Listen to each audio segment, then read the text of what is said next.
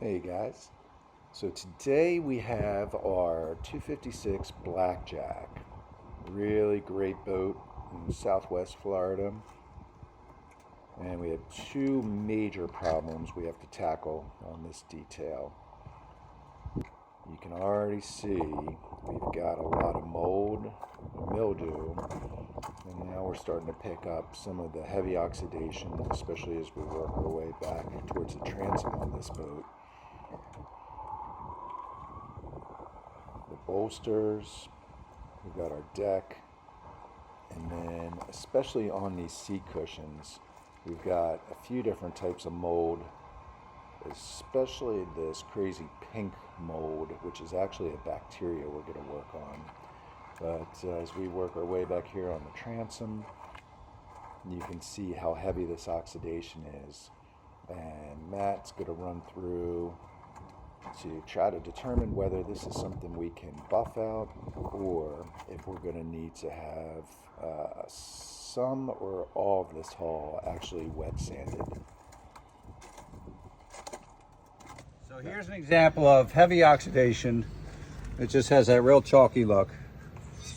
And if it's that heavy, chances are it's not going to buff out all the way. So you're going to have to do some wet sanding with some maybe 1500, 2000 grit.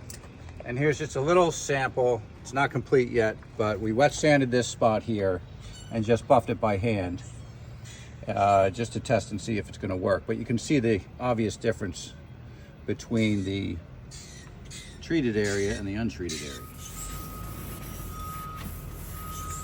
So we decided to go around the whole hull.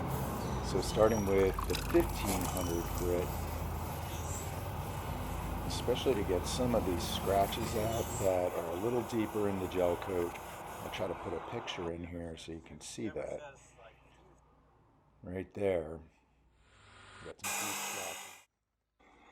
So basically at this point we've been around the whole hull with the 1500. We got to make sure that we keep the sandpaper wet. Then went around again with 2000.